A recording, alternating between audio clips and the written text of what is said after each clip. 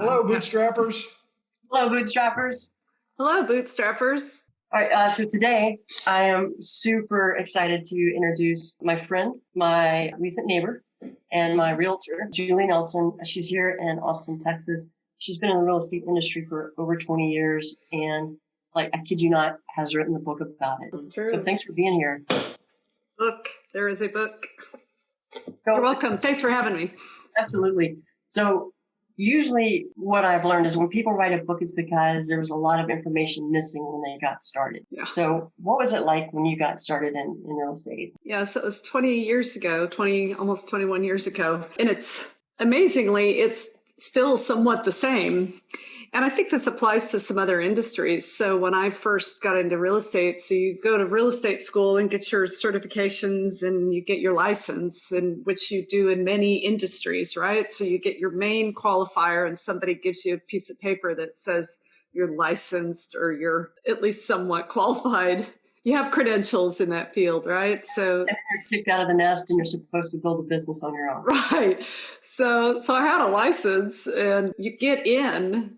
As with many businesses, you get in and it's like, wait a minute, I have this license. They did not teach me a class in school that said how to survive and thrive in this business. They didn't teach me a class on how to build a sales pipeline. There are also, you realize really fast the pieces that were missing. So how many people get out of real estate school and then don't make it? I bet it's pretty bad. Yeah, the statistics are horrible. They're abysmal. And I have even gone back and forth with the National Association of Realtors researchers trying to dig into that number, because depending on who you're talking to, there's kind of an 80 to 90% fallout rate. So it's as bad as a tech startup then. It's as bad as a tech startup. Now, I think some of those people come back later when they have different things in order. Cash flow is a real killer for a lot of folks. They hadn't planned accordingly. And, amazing that applies to tech startups too. That's true in our field as well, big time. It's in so many fields, or you might think that you have it covered and then you kind of don't. And so people are kind of forced back out of the business, or they're forced into kind of that part-time world. And we all know that that's a little hard to really get something on its feet when both feet aren't in. So those are some of the dynamics in real estate. And it's interesting. The third book I'm going to write is going to be the version of this book that simply removes all of the real estate language, because what I've found is that the principles are the same. My spouse, who is a friend of Eva's as well, she was reading the book last night because I wouldn't let her have my author copy. So we were waiting on the original Amazon shipment. And she was reading it, and she's like, and she's an antique dealer, former retired teacher, and now an antique dealer. And she said, wow, I feel like you wrote this for me. I'm so relating to this. I said, perfect. That's exactly it. Julie, Will and I I was walking him through the table of contents, and we're like, yep. For, all of the points that you're hitting. I mean, basically, and I would love for you to talk the specifics of real estate, because I think that our audience is going to be able to get, things that directly apply to them. In fact, don't worry about scrubbing, is what I'm saying. But okay. We were going through the table of contents, and everything that you were pointing to, we were like, absolutely. Oh, that's essential. Oh, that's critical. It is all about, how do you think about building a business from scratch? And the business in this case happens to be real estate, but it's all about building it from scratch when it's up to you. And so you really walk the readers through how to think about themselves as CEO and marketer, and the person making the cold calls, and the person, setting up the housing, all the things they have to do. So yeah, it is bootstrapping 101 for sure. So let me ask you this, because we have a lot of tech startup founders that want to have the excuse that, well, that's not my job. I shouldn't have to learn how to program, or I shouldn't have to learn how to sell myself. Do you get that in real estate, where people are just like, no, I just want to, show the house? Yeah, and that doesn't work in real estate. There's a couple ways to do real estate. So when you get your real estate license, you can join a team. Mm-hmm. Now you'll earn less money, but you may have more opportunity. And when you're in that position, in that role, you don't have to fill every seat on the bus, right? Your seat is maybe to work with buyers, and then somebody else handles everything else, the marketing, the finance, the lead. Kind of take some of the risk off, where other people handle some functions while you focus on getting good at one. But the thing with that model is you are building someone else's brand. And the majority of realtors, when they get started in the business, what they have in mind is, I want to build this thing. I want to build my brand. That's my vision of where I want to go. So someone may start off on a team because they don't want to do the entire thing. And for some folks that works out, and other folks, within a year or two, they're ready to be solo.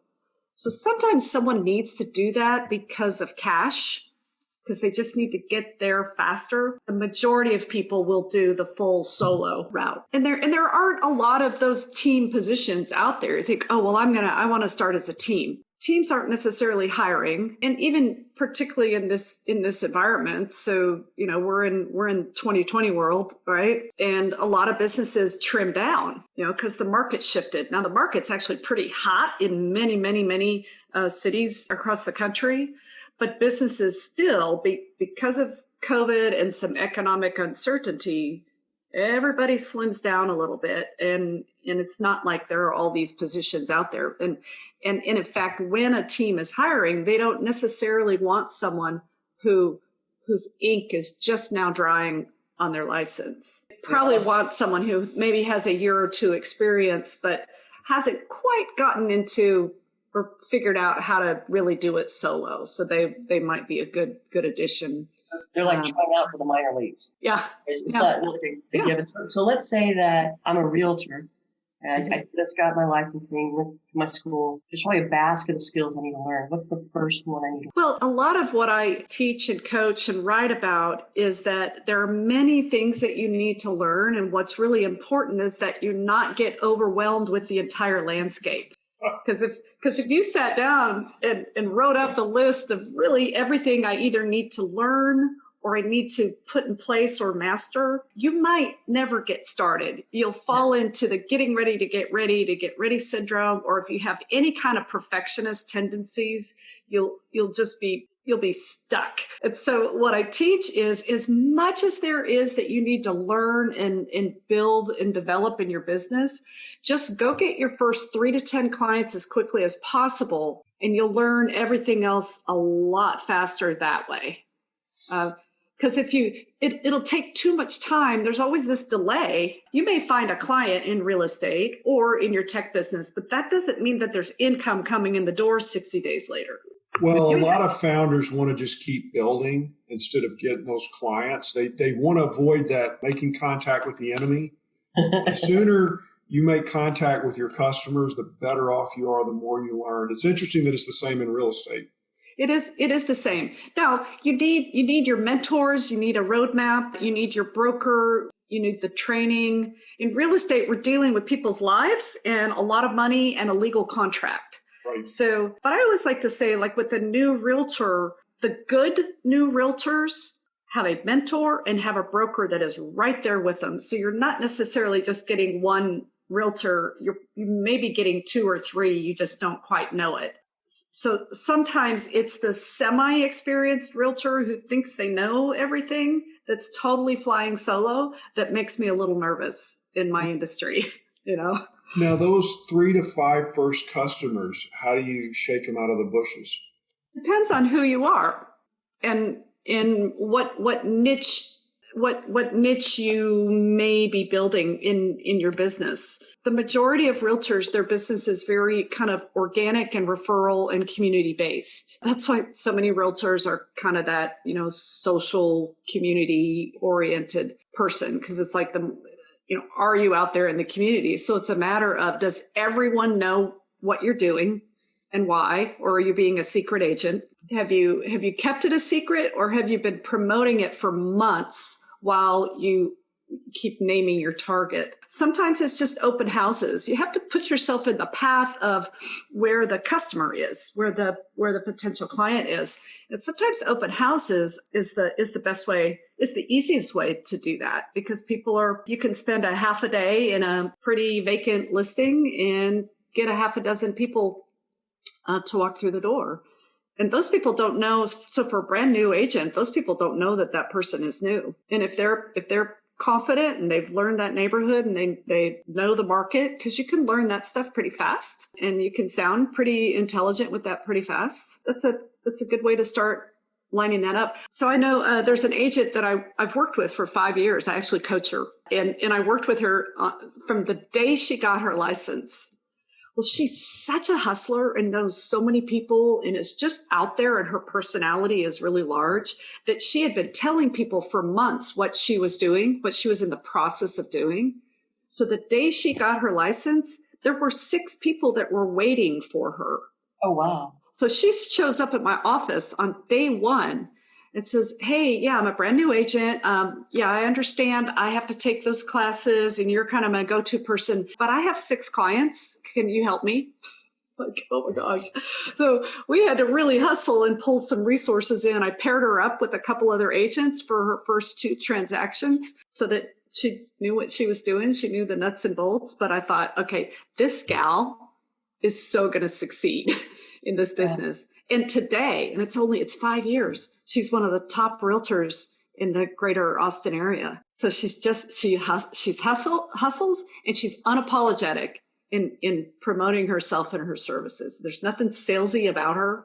She just got this big personality, and she has a lot of grit and a lot of drive. And you have to have that. Someone you can meet. So even like with a tech startup, you'll meet someone who is so qualified in their niche, right? They totally know what they're doing. Their concept is great, but do they have the grit and the drive to really make it happen? And you have to have that. It's the secret sauce that will move it forward. So it's the grit and the drive. Mm-hmm. It's follow through. Once you have the business, you actually make lots of follow through. Mm-hmm. And the first piece is making sure people know, right? Because there's so many people. You're like, I have this great idea, but I can't tell you. Will you sign an NDA first? And it's like, there's ideas are like stars. Like they're everywhere. People that take the idea and actually start to put it into production and are out there talking to potential customers so they build the right thing. Well, I know we had an issue when we would have customers say, well, we want you to do X, Y, and Z. One of our team members, and I won't name his name, would always be like, no, we don't do that yet. I'm like, no, that's the wrong answer. Say yes, you'll figure out how to do it. And I'm sure she had people that she could have said, no, I can't do that yet. But instead she was probably saying, hey, I'm going to be there in a month or 2, and I'd love to help. Yeah. So be careful. People are going to throw some opportunities out, and you need to be really open and realize that you may not be and realize that sometimes you're not that person, but that doesn't mean that you don't have the connection to make that happen. Yes. And that's even like the same in real estate. Look at all these different aspects of real estate: commercial real estate, ranch and land real estate, downtown condos, urban new construction development. These are all different niches, as well as, the Dallas market, the Houston market, and the San Antonio, all these different markets. So when someone comes to me, I'm just going to ask some questions and figure out what their needs are, because even if I'm not the right person for that, I'm going to be able to make that introduction. And that's a relationship that may play into another opportunity down the road. Sounds like there's actually 2 relationships being developed there. One is the person who has the need. And so you're developing a relationship with them by helping them find a solution to that need. And then there's a relationship with the other realtor that's also being developed. Yeah, always develop. About easily probably 25 to 30% of my business actually comes from referrals from other agents. And so I'm dying to ask this question. Yeah. Because first starting out, I had a misconception. And I see a lot of people that are starting out in business have this misconception that Everybody that's in the same field is a competitor. How do you think about it? Yeah, I flip that on its head because they are my source of business. Now, I have purposely in my career teaching and speaking and writing a book. This helps increase my national platform. And part of that is by design because that's where a lot of the business comes from. Sure, realtors in Austin are technically my competition. But the reality is that it's a smaller market than you think. We all work together. But my relationship with realtors in Seattle and San Francisco and Los Angeles and Dallas and Houston, those are critical. Those are critical to my business. How? Like, how does that? Well, that's where think of Austin. Okay. So pick your city, pick wherever you live and think to yourself, people who are moving to my city, where are they moving from? And there are heat maps out there that actually there's this really awesome ongoing study out there that I think is done by U-Haul. That's cool. And all they're tracking is where people rent and then where they drop it off. It's like one way. Because it's one way. It's the coolest map. And you can just click on your city and it gives you this map. So let's say you clicked on that map and you found out that there's this hot new trend of people coming from Omaha. Yeah, you know what? I could start an ad campaign in Omaha. A Facebook campaign, a Google campaign. I could reach out. Okay, this is a great example. Thanks for bringing up Omaha. I'm a Midwest girl. Okay. Yeah. So now I've been in Austin for 25 years, but I grew up primarily in Iowa and 10 years in the Twin Cities. So I have all these people in Iowa. Well, guess what? People in Iowa know people in Omaha. So I'm like, wait a minute. It looks like, and it's probably because of like one tech industry thread between those two towns. And all of a sudden we have just this migration from the Omaha area. So I'm going to get on the phone. This is the fastest route. I'm going to get on the phone with all of my Iowa people and I'm going to say, who do you know in Omaha? Who do you know in Omaha? I'm going to call and introduce myself. And what if I just spent one day and cranked out a whole bunch of calls to Omaha, started forming some relationships, and I could jump online and say, okay, who are the realtors in Omaha? And I'm going to call 20 of them tomorrow. So that was kind of my Omaha plan. And maybe if I'm online, oriented, maybe I'm going to drop some ads. I'm going to drop some geo-targeted ads on Facebook. Do you think eventually I would garner a few clients that are moving from Omaha to Austin? You bet. So if you think of your area, your city, and it's like, well, and for Austin, Texas, where are they coming from? They're coming from California. They're coming from Texas. Different cities in Texas is the number one source. California is the number two source. Florida is the number three source. And then it's kind of all over the place because, frankly, the technology landscape in Austin is explosive right now, where our economy's booming. Tesla's building $1 billion factory in Southeast Austin as we speak. I could run ads that attempt to target Tesla employees in California. Right. I mean, if I wanted to micro target that, and it would result in some clients. But anytime I get one client, let's say I just closed a couple who moved here from the Bay Area. They just moved in last week. They're already connecting me with a couple of their friends in the Bay Area that are considering moving to Austin.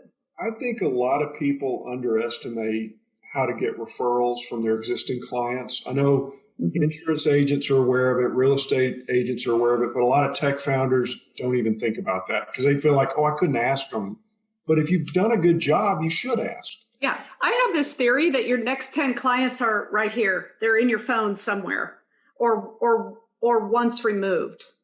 And so why wouldn't you just start here? This is free. Just start here, get on the phone and start talking to everybody you know. Make sure they know what you're doing, what you specialize in, what you're looking for, what your goals are this year. And then in the process, ask, hey, how can I help you? Most important question, yes. Most important question. And you just build from there. And particularly your friends that are business minded, they understand that conversation. They understand that phone call. It's not a salesy call. You're just doing your job. You know, it's like, I'm in the business of having conversations with people about real estate. And so my job is to do the best that I can to generate the opportunity to have those conversations, and then to have them be quality conversations. Now, how do you coach people on that? Because that seemed like a big part of your book was, you know, make sure you have those goals, you're having those conversations, and they're not BS conversations. Yeah, I hammer it over their head. I tell them to stop over. We have fun with it, but it's like, guys, stop overcomplicating this business. Let's look at your shortest job description ever. Your job, you are in the business of having conversations with people about real estate, period. If that is your only job description, what's your job today? What's your job today? So, you know, so it's conversations. It's the KPI, right? A lot of entrepreneurs are multifaceted in their skills, in the different aspects of their brains that are capable of firing. It's almost like sometimes the most successful people are a little boring because they can really narrow their focus and just get the most important things. The reality is that the majority of us are kind of all over the place. When your business is successful, it is sort of boring. I mean, that was one of my big aha moments, was like, if I'm not terrified and it's working, I'm just making the donuts, and that's okay. Like, that's what it's about. I love it. I'm just making the donuts. Yeah. So I like to help agents just figure out just some easy solutions. I like to go old school with this a little bit. I'm like, look, put a calendar on your wall. Put a 30-day good old fashioned calendar. You can print one off of Google on your wall. And we're going to track every day that you have X number of conversations, you get to highlight it with your favorite highlighter, right? And you put a smiley face on that day. And all we're doing is we're going to line up the successful days. Now, this doesn't mean that you're super productive for 8 to 10 hours that day. It means that for a couple hours that day, you put your head down and you got the most important thing done. And I don't care what you do with the rest of the day. You could be all over the place. You can run a squirrel farm the rest of the day if that's your tendency. You're actually pretty particular about what counts as a conversation. I am particular because we can fool ourselves into thinking that we're productive. So we need to have the right conversations. When I'm saying a conversation with someone about real estate, that doesn't mean the conversation that I had with my buyer this morning talking through a repair negotiation, because that's an existing client. That's different. I'm talking about a conversation where I'm either helping somebody that's not a current client or that has the possibility of leading to some kind of referral, or building a relationship with someone influential or someone who knows a lot of people and would be in a position to keep me in mind for real estate without ever being that person that's just coming across as talking about real estate all the time. You never want to be that person, right? It needs to be authentic. What do people do that they're basically fooling themselves into not having these conversations? Like, what do you see the big common mistakes? Not tracking it at all. So if I ask somebody, I'll say, how many decent real estate conversations did you have this week with someone who's not already a client? And if they don't have an answer to that question, then that's where we're going to start. You have to track it. I even tell them, I'm like, I don't care if you have a little sticky note on your desk where you're just putting little hash marks in.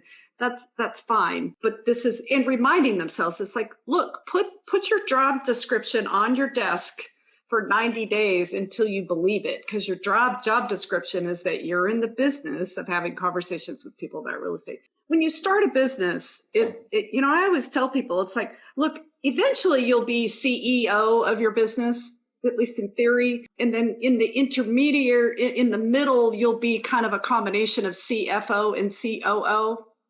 But early on, all I want you to focus on is sales manager. And then we're going to progress to kind of CFO, COO stuff. And then eventually we'll progress to CEO. But we don't need to go there now. We had to sign up all these websites, and I had to call them because no one would answer an email.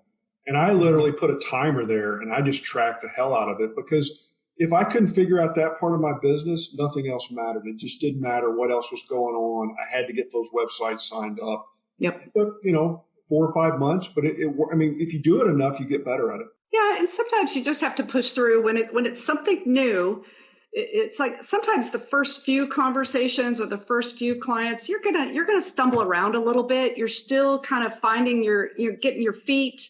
It's like, well, what is effective? And how can I show up most authentically? But it gets easy. It gets better. You get better and better and better as you go.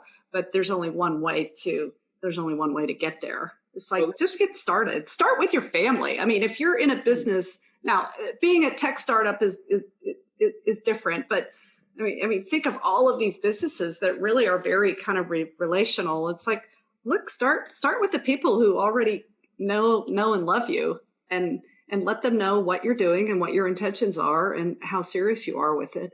And then start behaving that way online too. Anytime when somebody's starting something new, if I were to Google you, what am I going to see online? Am I going to see accurate and current information? Or am I going to see, all I'm going to see is your profile from your last professional gig? And I haven't made that connection yet, especially if someone switches careers. Because oftentimes that switch like into real estate, and look at 2020, a lot of people are being pushed out of their industry. So new real estate licenses are actually up because folks are like, hey, I got to figure something out. Maybe they're thinking, oh, this looks easy. Or maybe they had been thinking about real estate as an option for some time. So it's interesting to see those statistics from this year with new real estate licenses. But start with the people that you know. What reminds me of, we had an interview with a guy named Matt Price, and he said that your first 10 customers are going to be really important because they're going to teach you about yourself in this business. They're going to teach you more about your business. But then your next 100 customers are going to be totally different. So I love your theory of your first 10 customers are probably right in your phone already. Yeah, they're right there. I've had, like, I know an agent. I was working with her when she first got started in the business, and her very first client was because she called her old college roommate in Seattle. And it was the right call at the right time. And her friend was like, oh my gosh, I have a colleague who's moving to Austin. You totally need to talk to her. And boom, it happened. I'm like, there it is. Sometimes it's someone, there's in the book, one of the sections, I give kind of work assignments or action items throughout the book, because it's not just talk. It's, hey, go do this. But one of them is, and literally it's called Call Your Mother. Call your mother, because it's like, look, she loves you. She wants you to succeed. She knows everyone, even if she doesn't live in your same town, but it's like, no, call your mother and make sure she knows what you're doing and see how she can help you, because she will. And we have to train our people. You have to train people how to help you. So it's like, oh yeah, give me your business card. It's like, no, that doesn't quite work. The business card thing doesn't work. When you hear someone talking about real estate, just say, hey, you know what? I want to introduce you to my friend Julie. I'm going to shoot an email real quick that just introduces the two of you. She's not salesy at all. You can totally trust her, and she can answer some of your questions. Boom, done.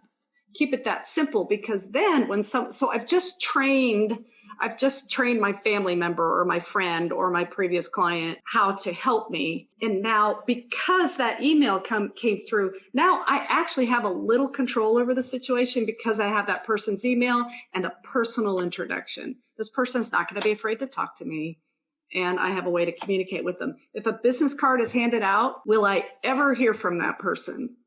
But you might not even know they got it. I wouldn't know. There's no way to track it. So you train, because mom might be well-intentioned. Oh, yes, give me your cards. I'll hand them out at church. It's like, no, that's great, but here's what's even better. Thank you, mom. Here's what's even better, more effective. So don't be afraid to train these key people in your world. In a business like real estate, I tell people all the time, it's like, train your spouse and set a prize for your spouse. You say, honey, when I close my 5th client, we're going to the beach, or Right. invite them into the goals and the rewards. That's just basic, right? Yeah. So I'm also a client of yours. Yes, you are. Yeah. So it was really cool. I'm just kind of reflecting back through that. The first time I reached out, it was through a friend who said, you basically did your script. Hey, I introduced you to Julie Nelson. And then you asked me questions, realized that when I first moved to Austin, I wanted to rent. Yep. And then you referred me to another realtor. I did, yes. And then when it came around time for me to buy, I'm back to you because you actually solved my problem. It wasn't you personally, but you solved my problem. Yeah, yeah. And then we go through the buying process. And one of the things I appreciate is you didn't rush us at all. You listened and then you asked what else we wanted to be educated on so we would be delighted by our decision. Yeah. Do you remember that? Like the whole of the neighborhoods, make sure we understood the different flavors of Austin. And well, it's really important. Once we're under contract on a property, I really want to reduce the risk of you having cold feet the next day. So we really went through that process and found a really cool house. And how do you train people to have that attitude of I'm solving people's problems versus I'm just trying to talk them into something? Gosh, that's a great question. For some people, it's innate. Yes. Here's one thing that I find that I'm teaching constantly, especially for someone who's really social, like really talkative, the really talkative realtor type, is to coach them to slow down and to coach them to stop talking and just ask, and just listen, just ask questions. It's the art of asking questions. And I have come to learn that I think that's the key. It might be the key to life. It's the key to a good relationship. It's the key to good friendships. It's like, when you're in a conversation with anyone, are you talking? Or are you asking questions and listening? You will build rapport faster with someone, 100 times faster, just by asking questions and listening. Yeah, I think of sales as actually asking questions versus talking. Like if you're just talking, you're not really, I don't know. It's a poor technique. Well, I think there's a lot of pressure when you're just talking because there's pressure to sound smart and interesting and knowledgeable, and it's not about that. It's not about you. It's all about them. So asking the right questions. Yeah. It's a skill. 1 in 4 realtors I've ever met is good at that. Most of them are pretty good at talking and terrible at listening. I have found that too. If somebody's just starting out with like learning how to ask questions, what's your advice? Like inside of a sales context, what's your advice about how to ask good questions? Well, I'll say something. It is first it's kind of training that habit. I'll say, look, before you can say anything, you have to ask 3 questions. Just play the 3-question game. You could play the 3-question game with your friends and with your spouse. Don't even tell them that you're doing it, but it's like ask 3 questions before you say anything, because you're just kind of training your brain a little bit. In real estate, it's really an interview. So initially it might start off like a casual conversation. So you just start asking a few questions. It's like, well, what are you thinking about? Well, what's most important to you? What's your ideal? What are you thinking about? What's your time frame? Now, if that's casual, let's say I'm at a party and I'm starting to have that conversation with someone, then I'm going to say, I tell you what's your day like tomorrow? I'd like to follow up this conversation. I want to ask you a few more questions. Because a lot of times in real estate, it starts to come up casually, just you're out and about. So then it's the art of the follow-up. So now I'm, get that phone out and remind myself that I promised Eva that we were going to chat tomorrow morning. What's your system for keeping track of this? I failed a lot at that before I figured out my system. Because I found out early on that I was actually pretty decent at generating leads. But in my business, in many businesses, people aren't ready right then. So you have to have a nice system of following up. So you're there when they're ready. So are they ready in 2 weeks, or are they ready in 2 months, or is it really maybe 6 or 8 months down the road. My record with one client was about 10 years from the time we had our initial conversation to the time that she finally decided to sell her rental property. So that was the art of staying in touch for 10 years. But even, just that follow-up, I'm a little old school with it. I drop lots of reminders in my calendar. I have this when I've had a conversation with someone, and I always have a stack of these papers right on my desk, front and center, at the folks that I'm currently actively talking with. And I'm trying to figure out, are they ready to move forward now? Or are they going to get filed and then with a bit of a follow-up system, at least electronically, where we're staying on top of that. But this is my holding spot until I figure out what their need is. And I have to stay on top of it. So I'm a little old school with it, but I don't like to rely too much on just the technology of sending out some auto emails or some drip emails. Yeah, that's tough. And I really don't do that much in my business. I kind of stay away from that. But I do have a couple tools where I do like to get my clients using my website to look at properties, because then they can set up a portal, they can save them, we can communicate. I can tell when they're looking at properties or if they have a question on a property. So that technology helps me pay attention, especially someone who's like 6 months out. What happens in real estate is you might be 6 months out, but they start looking at property online and they get excited about something. And all of a sudden it's not 6 months out, it's 2 months out. And am I paying attention?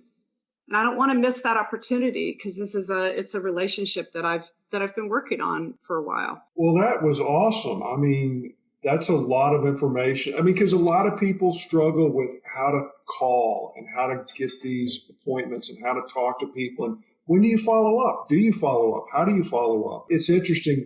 None of us are reinventing the wheel. I think if you look at an industry like real estate, where it's so vitally part of the job, you can learn a lot from how do these people do it? Yeah. Well, and look at any pipeline for any business. So the sales pipeline, these are people we're talking to. And I think half of the sales effort is adding people to the pipeline, and half of the sales effort is simply following up with people that are already in the pipeline. Yes. So I took some notes, which is always a great sign of like, oh God, there's just so much coming through. So number one, just get started and don't overcomplicate things. So do the first things first. Yes. And that's where you are really, in this case, in a lot of businesses, it's to focus on having the sales conversation. Sales first. Mm-hmm. You want to start filling up the pipeline, the funnel, and developing relationships to know and to create the right habits. And right habits include things like asking good questions, ways to develop good habits like the question game, and then right habits around following up. So you've got somebody that's in the process somewhere of buying, making sure that you follow up with them and are with them on their buying journey. Did I miss anything? I think that's pretty good. I mean, that's a roadmap. That's a simple roadmap to get started when you're in a business that doesn't need a lot of infrastructure to happen. And I've seen a lot of people try to overcomplicate the infrastructure, but sometimes that's just procrastination in a fancy. Yeah. Real estate's interesting. It requires very little capital to get started, and that's part of the appeal. Mm-hmm. So you can actually earn a really decent income and have a very low capital investment to make it happen. So you might have some listeners who are like, "Oh, wait a minute, maybe I'm going to look at real estate." It's if you look at the Fortune 500 list, I'd say a third of it is always real estate. It's a huge industry. Yeah.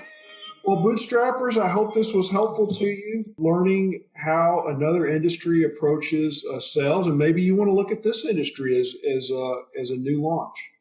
You may want to. Yeah. So we've got one more thing we're starting to do. It's just a fun thing. If it's like, want to leave the audience with an action item they can take away. Like something. Okay. Oh, I got it. Okay. Well, The action item, to me, this is just really obvious, right? Is I'm going to tell them about my book.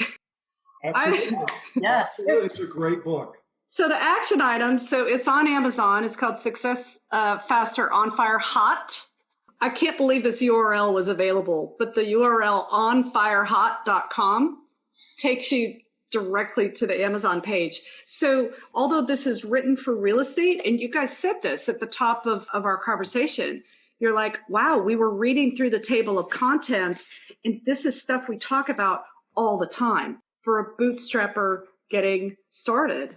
And of course, book number 3, which right now does not have a timeline, but it's going to simply be the non-real estate version of this table of contents. So it's going to be really fun to work that out. So there's an action item.